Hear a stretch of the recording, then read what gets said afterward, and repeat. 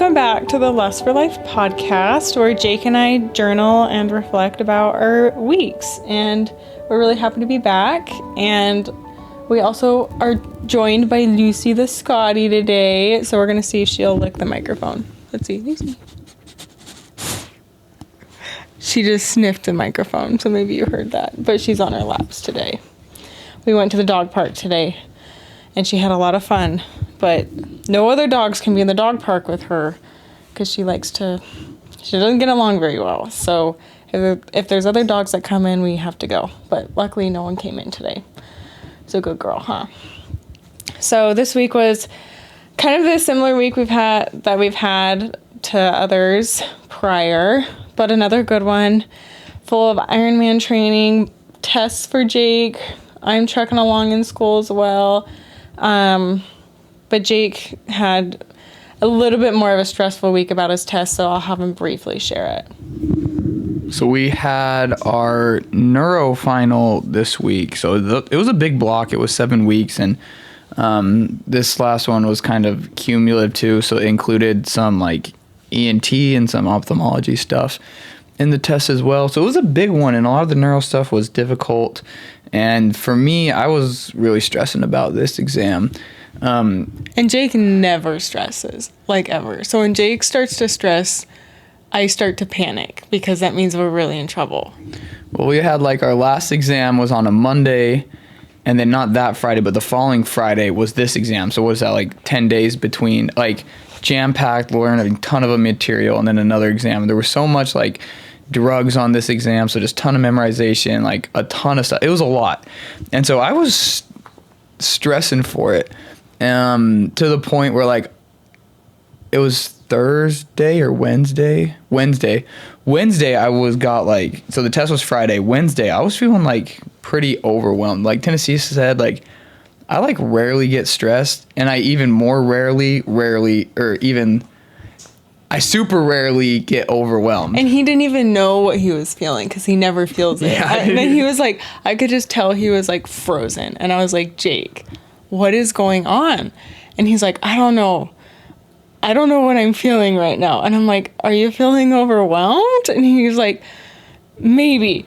And then he like goes swimming, and then he comes back and he's like, yeah, I'm feeling overwhelmed. But I had like so much. I'm on like 6 or 7 different research projects, and there was like a few deadlines coming up that I needed to hit and other things that I would need to take care of. None of them were like, they're all like this week. Nothing was like super urgent though, but I just am like, there's a lot I have to do with all that. I was feeling like behind in my training because I mentioned before about my foot that I haven't been able to run as much. And then on Thursdays we have a whole 3-hour lecture of new material in the morning. And then I have another 3-hour class in the evening of just like how to write a note and practice your physical exam skills, which... So you're still learning stuff the day before the test? Yeah, I'm still learning stuff the day before my test. I'm having no time to study that before the test because I have this 3-hour class the night before. And so like I was like, when am I going to learn all this? So I was feeling, yes, overwhelmed because I had to try to learn all Thursday stuff on Wednesday because I'd have no time on Thursday. But anyways, like Tennessee said, I went swimming, and then I came back and said, I'm feeling overwhelmed. When I was swimming, that was like the hardest. I don't know why. I just swam like 1 mile and a quarter, and it was for some reason so hard. One, I started off way too fast. I don't know why, but I did, probably because I wanted to hurry and finish and come back and study. But then like I got to the point like I was like maybe 3/4 of the way done, maybe, where I'm like gassed, and all I could do was swim to the side of the pool, hold on to the wall, take a few deep breaths, like, okay, I can do it. I swim back to the other side, hold on to the wall, take a few deep breaths. Okay, just literally 25 yards at a time. And it took a while, but I was able to do it. I didn't quit. I kept going. And it reminded me, well, and then like once I did that, I was like, man, what am I doing being overwhelmed right now? Like the only thing I have to focus on right now is swimming. And then after that, tonight, the only thing I have to get focused on is like making dinner. And then after that, the only thing I have to focus on is learning these drugs. Like, no, wasn't thinking all that at the same time, but like right now, I'm like, the only thing I have to focus on is swimming. So like, I remember when I was on here talking about the pull-up record that I got, I mentioned a lot that I was like, man, how in the world am I going to do 2,000 pull-ups, and how easy it would be to get overwhelmed. But then I'm like, but I know I can do 4. And so I would just do 4. And then I'm like, man, I don't think I could do 1,996, but I know I can do 4. So I would just do 4. And it was the same with this. Like, once I was swimming and then I just had to like focus on 25 yards at a time, then I realized like why am I lumping everything in life together right now? Like, I need to just compartment, like Tennessee said earlier, I've never struggled with that, but this was, I don't know why it hit this week. I was like, I just need to kind of focus on just what I'm doing at hand. And then I was perfectly fine. I was able to get through it. My overwhelmness left, and then we had the exam. And I talked on here before too, just like before every exam, I always say a prayer. And so on this one, I was praying like, God, I did everything I could do, like, and I was still feeling like, I don't know how I'm going to do on this. So I said, like, if I get through this, if I pass this test, it's like all because of you. Like, you helped me get through this and everything. And sure enough, that was the best exam score I've had in a really long time. So I was like super stoked about that God, like, he really helped me on that. And we mentioned also before the quote, like, if you pray as if it all depends on God and work as if it all depends on you, that's when miracles happen. And that really happened with this exam too, because I was so scared of like not doing well on this exam. Like, I had so much fear of not doing well that fear like motivated me to work so hard. Because for me, the fear of like failure and the fear of regret, that's a big drive. And I think that fear is like stronger than just not doing, or than I don't know what it would be stronger than, but it's strong. It's just a big driver. It's a big driver. I don't think anything's wrong with that. Like, and then even with like my training, I have a fear of like not being the best I can on the course. So that's going to push me to work harder. And some people might not think it's healthy, but I don't think anything's wrong with that. Like, it motivated me to work so hard. And as a result, I did very well on that exam and was very, very happy. And it was driven by fear, my work, and then God obviously did the rest of it and made it a miracle there. So it was a lot. I'm glad that exam's over. I'm glad the neuro block's over. Our next block should not be that bad. Should have a lot of extra time to be able to catch up on the research I got a little behind with, and our last little big chunk of training before the race. So I'll really have enough time to crack down on that. So yeah, I'm glad it's over too. Jake was stressing, and I told you when Jake stresses, I like panic because I know what it means when Jake stresses, that we're in big trouble. And Jake's done really well and not told me things that would stress me out. So that's been really nice. But yes, he was definitely stressing this week. So really impressed by you, and I'm really impressed that you were able to get through it and take it one step at a time. I do that sometimes on our bike rides. Like on Saturday, we're like Jake said, we're like peaking right now in training. And like our ride was like, we did like an 82-mile ride on Saturday, and it's not just flat. Like we're how much feet of elevation? 4,000? 4,500. 4,500 feet. And 83 miles. And 83 miles, which is you're always climbing or you're always descending. Like there's rarely any flat where we're biking. And so I just like, and I have all the streets memorized. So I'm like, okay, we just got to get through Fawcett Road right now and I'll be okay. Okay, now that we're done with Fawcett Road, let's get through Dimmicks. Okay, we'll get through Dimmicks. Now we're on Orange Grove. Like, I cannot think of like, oh my gosh, I have 45 more miles. Like, and if I get there and think about that, I get really overwhelmed. Yeah, I don't know. And that's usually how I am too with like the life stuff too. Like normally I'm like, yeah, with like 6 research projects I'm on right now, school, train, it's so easy to get overwhelmed. So that's like, I normally just always do that. I only have to worry about the thing I'm doing right now. Yeah. But for some reason, it just got so bad. I just forgot everything. I think that's human. I think you're human. Yeah. I think it happens. But yeah, when we're biking, like when we're like 45 miles out and I'm like, oh my gosh, like we're really far from home, I get like a little anxious. So I just had to focus on like each like interval, like okay, we got to get through this street and then the next street, and okay, this one's a big climb or this one's a little bit less of a climb, we'll be okay. Lucy's looking at my computer. Oh, now she just licked the microphone. But yeah, I really liked that you were able to work through that and we were able to do that together. What else happened this week? I'm trying to think. On the middle of our ride, this was funny. It was like near the end. We're like 77 miles in, and I just feel like a stinging on my side. I'm like, what in the world?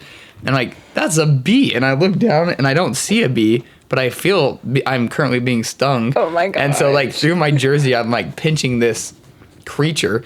You pinched it through your jersey? I pinched it through my jersey and crushed it and killed it. Then I lift up like my jersey and look down and I see the whole body's gone and all that's left is the stinger and like part of the. Did you get it out? The thorn. Yeah. Well, so then that was when you were up ahead and I yelled at you like. But it's hard to tell if you got it out or not. And so then you pulled over and then I went and I pulled the rest out. But it was funny. I feel like a few crazy things happened. Somehow the bee flew inside my shirt and stung me. Yeah, that's fun. On a side note, I'm remembering now when I got stung in the forehead. When I was running one time, I got stung in the forehead and it swelled up so bad and the swelling went down into my eyes. And when I would wear my bike helmet, it would my bike helmet would press on it weird. And then anyway, I had to take my driver's license photo. Well, the bike helmet has the gap, so it left 3 lines. But I'm so swollen in my face and you can't even recognize me. And then I had to go take my driver's license photo because we had just gotten the motorcycle and I couldn't use my old photo because it was a motorcycle endorsement license or whatever. And so my old license, I am unrecognizable. Anyway, I hate it getting stung by bees. They suck. Then also that ride, that was I know we're just talking about ride, but you said it's a journal, and I just want to journal this everything. Yeah. So at the end too, I don't know why it was so hard because my foot, I haven't really been running that much, nowhere close as much as I would like, but I've been feeling really good lately, like I think I said last week. But so then after we did the 83-mile bike, we went and I ran 7 miles, Tennessee did 10. But after the 7, I was dying, and I could barely breathe. I had to take allergies are so bad right now. The fall allergies. It was crazy. So I had I couldn't even sit down because I couldn't breathe. I'd sit up. Did the inhaler help? Yeah, it took a little to kick in, but yeah. Kind of wild. I had to take 6 puffs of my albuterol inhaler. You're overdosing on albuterol.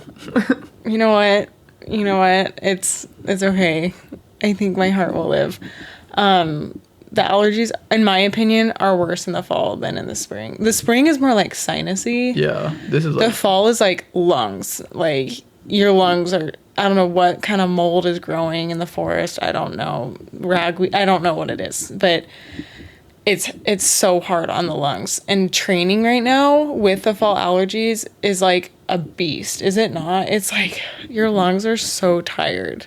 But yeah, I feel that. My lungs are very tired. Also, on a side note of allergies, I am still investigating this problem in me, but I have restless leg syndrome. And if you don't know what that is, it's sucks. It sucks. It is torture. Your legs, especially when you want to fall asleep, feel they just need to move. They just need to, you want to go run a marathon. You're so tired, but your legs are, so restless. And it's, so torturous because you can't sleep. Anyway, I did not know this, but, I knew this part. You can't take, allergy meds because they're antihistamines. And anytime you take antihistamines and you have restless leg syndrome, it makes it 20 times worse. And I found that out the hard way when I took Dramamine on an airplane. And I was actually in tears because it was so miserable because my legs were so restless and I was stuck in the middle seat on an airplane. Anyway, so I found out this week that allergies make restless leg syndrome worse as well. And so I have not been sleeping that well this week because my legs have been so restless and I can't even explain to you how miserable it is. And Jake's been such a trooper. And the only thing that has helped it is massaging the legs because it kind of distracts the nerves to your brain. So it you're not feeling the restless, you're feeling the pressure. And so Jake twice this week has massaged me for multiple hours in the middle of the night. You've been so nice. It's been so hard, but like I finally caught up on a little bit of sleep this weekend. But yeah, it's who knew? And if you struggle with it, reach out to me and we can mourn together because it sucks. I'm going to probably go to the doctor and try to figure out if I can get on like gabapentin or like a nerve ending medication or whatever calcium channel blocker Jake says. But yeah, that was another fun experience we had this week. I'm trying to think what else. Church today was good lesson. What was that talk called? For All for Our Good. Yeah. By Elder Gong. Good memory, yeah. It was separated, so it was Elders Quorum and Relief Society, but we talked about the same. Dudes meet in one class and the girls meet in another class. Dudes meet in one class, girls meet in one class, but they talked about the same talk that was given by Elder Gong. And essentially, like, what it talked about was everything that's happening in this life, whether we perceive it to be good or bad, is in our favor. And essentially, God knows what he's doing. And it may not always seem that way, but God has a bigger plan, and it's hard for our like human minds to be able to conceptualize that everything that's going on right now is for our good and that everything's going to be okay. And we don't really understand all of our time here on earth and why, but it was a really, really like intimate, interesting topic. And to me, I interpreted this talk as like everything is working for you, not against you. And if you view it that way, then your life is going to be so much brighter and happier. And we also talked about like you handle trials very differently. Like if something randomly fluke happened to you and like, let's say, I don't know, you got hit in your car and now your car is broken and you're going through this headache. That's a situation where you can be like, yeah, that sucks, but it is what it is. It's life. But if you're going through something together as a couple and you're working on a challenge together with your spouse or family, or that's not something you can just be like, oh yeah, let me just like brush that off. Like it's something you actively have to be working on. And like, it's so easy to be like, oh, well, just brush off the trials. Don't let it affect you. But sometimes like you just have to handle them differently. And some trials you can brush off, but some take like active work, and some you have to really like rely on God and rely on each other and like do a lot of work with. I don't know. That was an interesting thought I had about this talk. What are your thoughts about it? My favorite part was just like the first few sentences. I'm just going to read it right now real fast. A Chinese story begins as a man's son finds a beautiful horse. How fortunate, the neighbors say. We'll see, says the man. Then the son falls off the horse and is permanently injured. How unfortunate, the neighbors say. We'll see, says the man. A conscripting army comes but doesn't take the injured son. How fortunate, the neighbors say. We'll see, says the man. Basically, just like, you can't tell the future. Like. Yeah, and you could always look, and then it like talked about like most people will assume like take the how unfortunate side. It's so rare, relatively rare, that we say like, oh, I'm like Tennessee said, if you're going through a trial, it's not really human we can't really understand how it's working in our favor. Literally, a lot of things like loved ones dying and stuff literally doesn't make any sense how that could be good and how that could be for us. But that's where you just trust in God's plan that really all things are for our good. And a lot of that good is not current good. It's like long time, like not even this life. Like it could be eternally for our good, which is even harder because you literally can't understand that at all. And it's hard to let's say somebody lost a loved one, which is like, I don't really know that pain. I would like to think I can empathize, but feel that pain and try to put myself in their shoes. But I ultimately have not felt it. And so I don't totally understand everything they're going through, but it's like, I want to be there for them, but I don't want to I don't want to do anything insensitive in that situation. And so we talked about that a little bit in Relief Society of like how to be sensitive during that time. And ultimately what we came up with was like, don't say anything cliche. Don't say God gives the strongest battles to, or hardest battles to the strongest warriors. They're in a better place or whatever. Like the cliche sayings like make you want to punch a wall out. Like I think better is just acknowledging that this is like a really hard situation and that you were there for them and that you want to just, even if it means just sitting in the same room as them, I think that like helps. Well, this kind of goes with what you were saying. Like we shared a story about a guy who drove over his 9-year-old kid, backed up and killed him. And they would always go and play basketball. Like some of the dads and some of the kids, like every morning at 5:15. Who was this? Like what? Like back in Utah? Yeah. And so, then obviously the dad's just distraught and heartbroken because he just backed over his kid. And so of course he wouldn't want to go play basketball. But then his neighbor said, hey, your kid would want you playing basketball. Like, I'm coming to get you. We miss you. I'm going to be there at 5:15. You better be outside because I don't want to have to come inside and wake you up. I know your wife doesn't want me to have to come inside and wake you up. So be outside at 5:15 a.m. I'll be there. And so they were there. And he's like, the first few weeks, we just drove, sat in the church. We didn't even go into the gym. We were just at the church parking lot. And the guy just vented to me and just told me everything that was going on. We went home, came back the next day, just told me how he felt.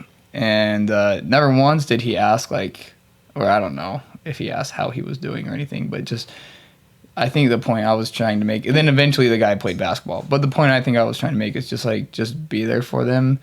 And if they just give them an opportunity to share, and they will take it if they need. Like you said, allowing the opportunity for them to open up, because I guarantee you, whoever this guy is you're talking about probably would not have just called up that friend and was like, hey, I need to vent to you in the church parking lot. No. Like, the friend created the opportunity for him to be there. Or the friend, even if he came over to his home and hung out with him, he is creating the opportunity to have a discussion. I think with grieving, just acknowledge that we're past how are you. I think acknowledge that the situation's happened, be there for them, and create opportunities for them to open up to you. Whether they do it or not, at least you're there for them and you did it. I think that's it for our discussion this week on grieving and just an update on our week. And grieving is a hard subject, and I feel like people may have different opinions about it, and it's definitely a sensitive area and something that we can continue to discuss. And it's just a really sensitive topic, and we're really grateful to be able to record these. And I think that is it for our discussion this week. Lucy is having a Scotty get together. There's 3 or 4 Scotties getting together this next Sunday, so that will be fun this next week, and we'll have to talk about it. But yeah, we've enjoyed making this episode, and we'll see you next week.